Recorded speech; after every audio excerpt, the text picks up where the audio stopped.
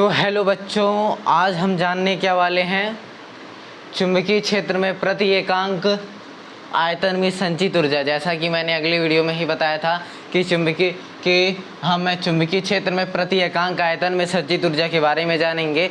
और उस वीडियो में मैंने चुंबकीय क्षेत्र में संचित ऊर्जा के बारे में बताया था। लेकिन आज मैं क्या बताने वाला हूँ, चुंबकीय क्षेत्र में प्रति एकांक आयतन में, कहाँ, प्रति एकांक आयतन में संचित ऊर्जा के बारे में मैं बताऊंगा। ओके, और अन्योन्य प्रेरण के बारे में भी हम जानेंगे। ओके, तो देन हम वीडियो को स्टार्ट करते हैं।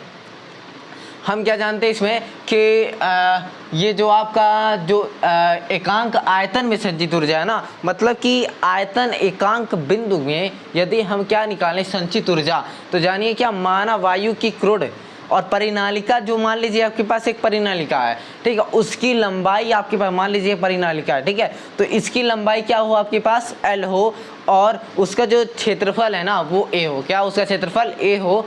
और प्रति मीटर, यदि प्रति मीटर उसमें देखा जाए कि n फेरे हों, कितने फेरे हों, यदि आपके पास n फेरे हों, ठीक है, उसके जो उसमें जो फेरों की संख्या वो n हो, ठीक है, तो आपका यदि मैं परिनालिका का स्वप्रेरक तो निकालता हूँ, तो परिनालिका का स्वप्रेरक तो का फार्मूला क्या होता है, क्या होता है परिनालिका का स्वप्रेरक तो फार्मूला L बराबर फेरों की संख्या, ठीक है, मतलब म्यू नॉट तो आपके पास होता ही है, ये मैंने प्रूव कराया है, n स्क्वायर, और a उसकी क्षेत्रफल है और L क्या उसकी लंबाई है। तो a इंटू एल किसके बराबर होते हैं, v के बराबर होते हैं कि नहीं, आयतन के बराबर होते हैं, एकदम अच्छी बात है, बराबर होते हैं।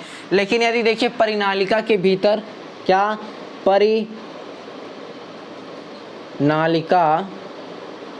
परिनालिका के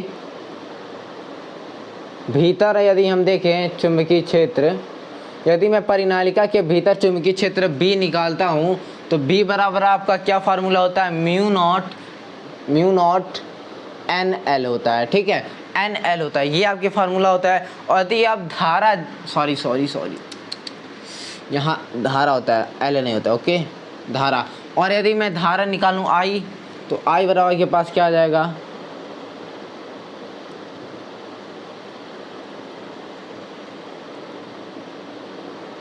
I बराबर के पास क्या आ जाएगा, B upon mu naught N, ये आपका होता है। ओके, और यदि हम बात करें क्या कि यदि U निकालें, क्या संचित ऊर्जा, यदि मैं U निकालता हूँ, तो U बराबर क्या होता है, कुल चुंबकीय ऊर्जा, क्या, कुल चुंबकीय ऊर्जा बटे कुल आयतन, ठीक है। तो कुल चुंबकीय ऊर्जा का मैंने फार्मूला आपको सिद्ध कराया था। यदि आप पिछले वीडियो को देखेंगे, लेक्चर 6 को देखेंगे, तो आपको पता चलेगा कि वहाँ पे क्या आता है आपका U बराबर आपका कुल संचित ऊर्जा होती है ना, तो कुल चुंबकीय क्षेत्र में कुल संचित ऊर्जा हाफ L I स्क्वायर होता है, ओके, अपॉन में म्यू, और यहाँ पे क्या होता है कि कुल आयतन, तो कुल आयतन क्या होता है, A इंटू एल होता है, ठीक है, A इंटू एल होता है। जिससे यदि मैं यहाँ पे फार्मूला रखूँ, L की वैल्यू रख दें और यहाँ I की वैल्यू रख दूँ, ठीक है, तो L की वैल्यू आपके पास वहाँ ऊपर है, क्या है, हाफ तो वही रहेगा, L की value mu naught N square AL है, ठीक है। और क्या है, I स्क्वायर की वैल्यू, I स्क्वायर है तो स्क्वायर कर दीजिए, यहीं पे क्या हो जाएगा, B स्क्वायर अपॉन में आपका म्यू नॉट का स्क्वायर और इंटू N का स्क्वायर, ठीक है, और पूरे अपॉन में आपका A इंटू एल है, ठीक है। अब देखिए A इंटू एल से A इंटू एल कैंसिल हो गया, ओके। देन अब देखेंगे N स्क्वायर से N स्क्वायर कैंसिल, और एक म्यू नॉट से एक म्यू नॉट कैंसिल हो गया, तो आपका बचा क्या, हाफ इंटू, देखेंगे यहाँ पे बचा आपके पास B square upon mu naught, B square upon mu naught, U बराबर आपके पास बचा क्या, ये बचा, ठीक है, ओके, ये आपके पास आ गया। हाँ, और यदि मैं देखूं क्या कि यहाँ पे यदि संपूर्ण आयतन क्या हो, भी हो, कैपिटल भी हो, और चुंबकीय क्षेत्र क्या हो, एक समान नहीं है, यदि चुंबकीय क्षेत्र क्या है, एक समान नहीं है, तो चुंबकीय क्षेत्र आयतन में कुल संचित ऊर्जा कितनी होगी, क्या होगी, कुल संचित ऊर्जा कितनी होगी, तब यदि मैं निकालूं, तो यहाँ पे आप क्या करेंगे, यदि मैं यहाँ पे, तो हम इसका क्या करेंगे, समाकलन करेंगे, तो आपका UM बराबर क्या आ जाएगा, UM बराबर आपका हाफ म्यू नॉट यहीं रहेगा, और यहाँ इंटीग्रेशन हो जाएगा B का, क्या हो जाएगा, b का इंटीग्रेशन हो जाएगा जो कि स्क्वायर है, और इसका कहाँ हो जाएगा dv। dv क्यों होगा, क्योंकि मैंने क्या निकाल रहा हूँ, मैं कुल आयतन में निकाल रहा हूँ, ठीक है, कुल आयतन में, मतलब कि इसलिए dv यहाँ पे रहेगा, ठीक है।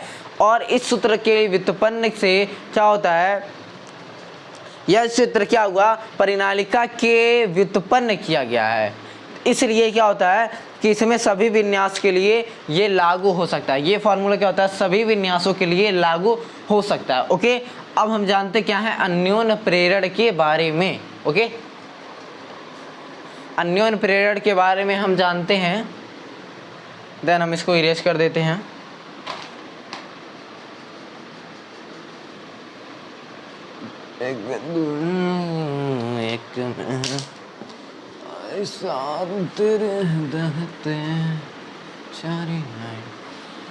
और आप लोग कैसे चलती है पढ़ाई, एकदम कमेंट ज़रूर करिएगा कि कैसा चल रहा है आप लोगों का पढ़ाई, ठीक है। तो आप लोग बहुत ही तेज़ी से अपना पढ़ाई करिए, वेरी वेरी इंपॉर्टेंट क्लास है ये, क्योंकि अन्योन्य प्रेरण एग्ज़ाम में तो एकदम गारंटी की तरह पूछा जाता है, एकदम मान लीजिए एकदम इसके पास फुल गारंटियाँ होती है, अन्योन्य प्रेरण जरूर पूछा जाता है, ठीक है। क्योंकि अन्योन्य प्रेरण एक ऐसा टॉपिक है और स्वप्रेरण, इनके बीच अंतर पूछ लिया जाता है, मतलब जो परिभाषाएं होती हैं उनके बीच में डिफरेंस पूछ लिया जाता है कि क्या चीज़ें उसके अंदर हैं। तो इसमें ये चीज़ होती है स्वप्रेरक में यदि आप परिवर्तन कर रहे हैं तो जो प्रेरित वैद्युत वाहक बल है उसी में परिवर्तन हो, उसी परिपथ में परिवर्तन। लेकिन अन्योन्य प्रेरण का जैसा मैं यहाँ पे आपको डायग्राम दिखा रहा हूँ कि एक प्रेरण आपके पास यहाँ होगा, एक प्रेरण मतलब कि आपके पास दो परिपथ के टाइप के एक देख रहे होंगे, यदि हम एक में परिवर्तन करेंगे तो दूसरे वाले में प्रेरित वैद्युत वाहक बल उत्पन्न होता है, ठीक है। तो वो अन्योन्य प्रेरण के अंतर्गत आता है।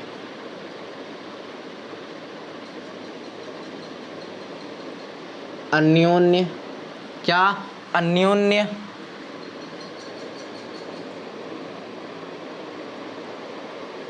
अन्योन्य प्रेरण, ठीक है। अन्योन्य प्रेरण के बारे में जब हम जानते हैं तो इसमें क्या होता है, अन्योन्य प्रेरण के बारे में जब आप जानेंगे तो क्या होगा कि जब एक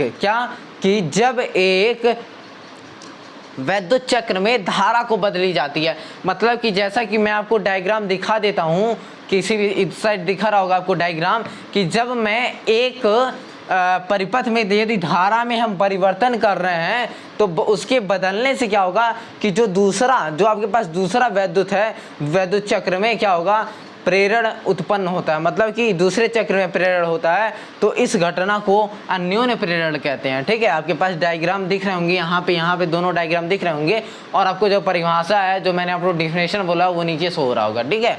आप लिख सकते हैं। वैसे ब्लैकबोर्ड पे मैं लिखूंगा तो टाइम ज़्यादा लग जाता है, वीडियो लेंथी बन जाती है, इसीलिए हर एक देखेंगे कि वहाँ पे लेंथी वीडियो रहता है, लेकिन मैं आपको शॉर्ट वीडियो प्रोवाइड करके पूरा चैप्टर खत्म कराता हूँ, क्योंकि मैं आपको हर एक टॉपिक, एक डिफिनेशन, एक आपको पूरी एकदम आपको एकदम डिजिटल दी जाती है, ताकि आप एकदम एग्जैक्ट नोट्स बना सकें। ओके, जैसे आपको दिख रहा होगा कि जब एक चक्र में धारा बदलने पे क्या हो जाता है कि धारा बदलने से उसके पास स्थित किसी दूसरे वैद्युत चक्र में क्या होता है, प्रेरण उत्पन्न होता है या प्रेरण परिवर्तन होता है। तो इस घटना को अन्योन्य प्रेरण कहते हैं, दैट्स ऑल। और जिस परिपथ में धारा बदलती है उसे प्राथमिक परिपथ कहते हैं, और जिस परिपथ में प्रेरण होता है उसे क्या कहते हैं, द्वितीय परिपथ कहते हैं, या दूसरा परिपथ कहते हैं, अर्थात जिससे धारा उत्पन्न होता है। ओके उसे द्वितीय परिपथ कहते हैं, जो मैं आपको डायग्राम दिखा दे रहा हूँ।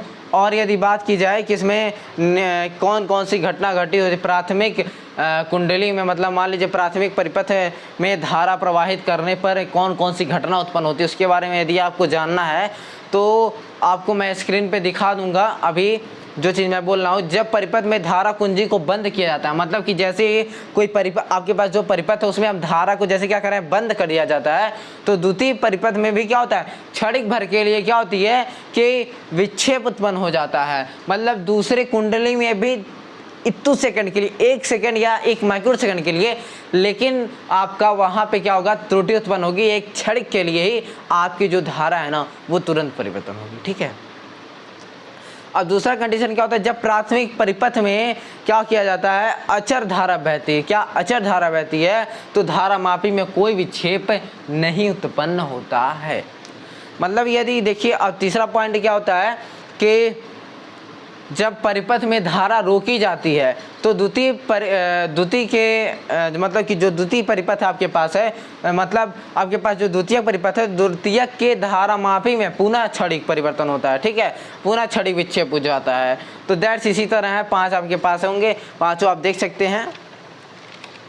दिस इज नॉट इतना आपको थोड़ी मोड़ी पॉइंट इसमें इम्पॉर्टेंट है जो कि मैंने बोला है, और ज़्यादा इम्पोर्टेंट नहीं है। और जाने क्या अन्योन्य प्रेरण गुणांक, क्या अन्योन्य प्रेरण के बारे में मैंने बता दिया। अब अन्योन्य प्रेरण गुणांक के बारे में जानेंगे।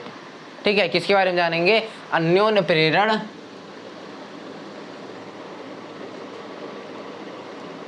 गुणांक।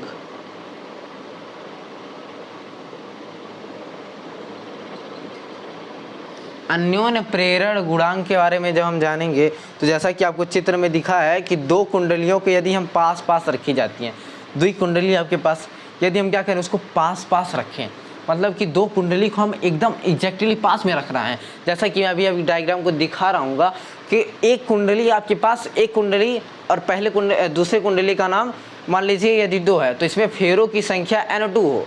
ठीक है, तो इसमें जो प्राथमिक कुंडली में जो धारा बहेगी वो भी I1 होगी, और दूसरी कुंडली में जो धारा बहेगी वो क्या हो जाएगी, वो भी क्या होगी। तो इसके कारण यदि द्वितीय कुंडली में धारा नहीं प्रवाहित कर रहा हूँ, पहले यदि मैं प्रथम कुंडली में धारा प्रवाहित कर रहा हूँ तो I1 होगी, तो उसके कारण यदि दूसरी कुंडली में क्या हो रहा है कि यदि दूसरी कुंडली में जो वैद्युत फ्लक्स है वो क्या हो, Φ2 हो। दूसरी कुंडली में जो आपके पास वैद्युत फ्लक्स है वो Φ2 हो, तो द्वितीयक क्या होगा, द्वितीयक में से संबद्ध संपूर्ण फ्लक्स क्या हो जाएगा, N2 Φ2 होगा। और I1 का मान जितना क्या होगा, जितना आपके पास I1 का मान यदि I की वैल्यू क्या हो, जितनी अधिक होगी उतना ही अधिक होगा, क्या अधिक होगा, N2 Φ2, मतलब फेरों की संख्या में जो चुंबकीय फ्लक्स की संख्या वो क्या होगी, उतनी ही बढ़ेगी जितनी धारा I1 बढ़ेगी। ओके, बस इसमें ये है। और यदि प्राथमिक कुंडली में बहने वाली धारा I2 की क्या हो जाती है, ये समानुपाती होता है। मतलब क्या कहना चाह रहा है यहाँ पे कि यदि N2 और ये जो Φ2 है ये क्या होगा, मतलब कि यदि ये I2 के समानुपाती, I1 के समानुपाती होगा। ठीक है, इसीलिए जब ये जितना बढ़ेगा ये भी उतना क्या हो जाएगा, बढ़ेगा। That's fine. ओके, तब यदि मैं यहाँ पे बात करूँ इसकी, यहाँ पे यदि इसका वैल्यू मैं हटाऊँ, ये समानुपाती प्रोपोर्शनल है, इसको यदि मैं हटाता हूँ तो यहाँ पे क्या लगाता हूँ,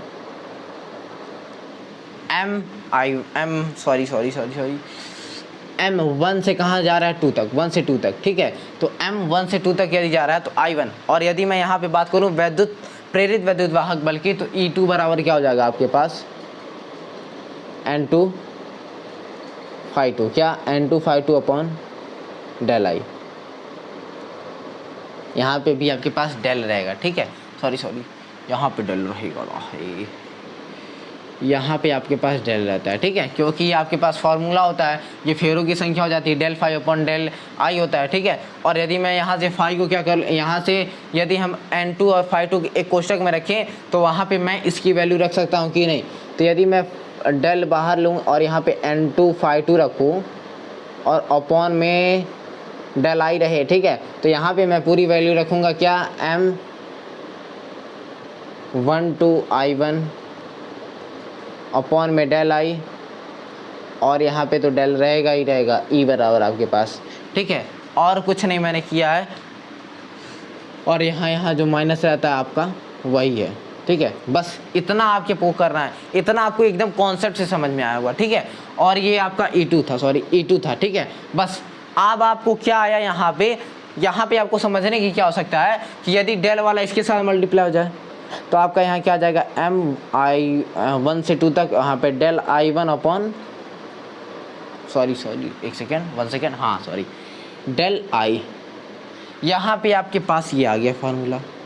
ये क्या होगा, ये आपका E2, मतलब E2 में जो प्रेरित वैद्युत वाहक बल ये होगा। ठीक है, और ज़्यादा कुछ नहीं है, बस ये हो गया। और यदि बात की जाए क्या कि E1 में, यहाँ पे माइनस रहेगा। ओके, और यदि बात की जाए E1 में भी तो कुछ होगा, E1 में तो प्रेरित वैद्युत वाहक बल है, उसमें कुछ यदि देखें समीकरण 2 के अनुसार, यदि यहाँ पे हम देखें तो यहाँ पे आपके पास क्या माइनस M12 और यहाँ पे del I1 upon del I means आपका क्या हो गया कि यहाँ पे E1 बराबर किसके है, E2 के, मतलब दोनों प्रेरित वैद्युत वाहक बल क्या हैं, दोनों इक्वल हैं।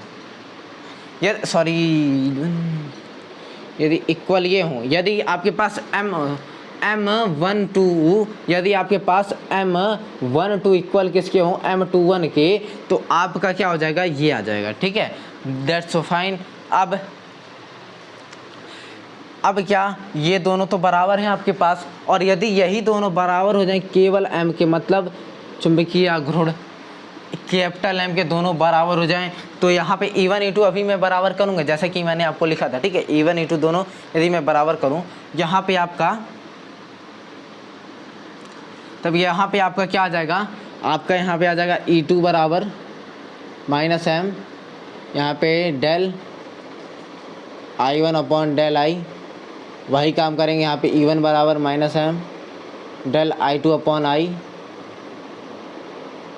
ओके, आपके पास ये आ गया। हाँ, दैट्स सो फाइन, आपका आ गया यही।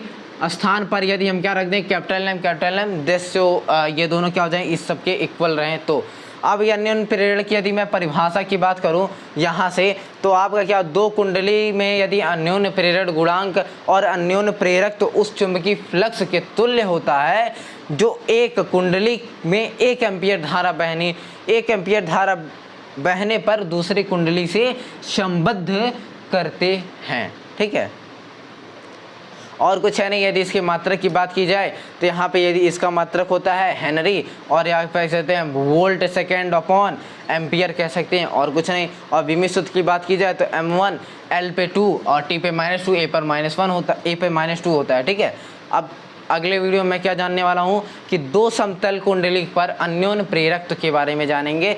दो कुंडली समतल पर अन्योन्य प्रेरक के बारे में, जैसा कि मैंने स्वप्रेरक में जाना था वही अन्योन्य प्रेरक में भी जानेंगे। ठीक है, बस थोड़ी सी फार्मूला इधर उधर चेंज होगा, जैसा कि मैं आपको बता दूंगा जैसे अगले लेक्चर जो बनाई जाएगी। थैंक यू फॉर वॉचिंग, मिलते हैं, तब तक के लिए जय हिंद, जय भारत।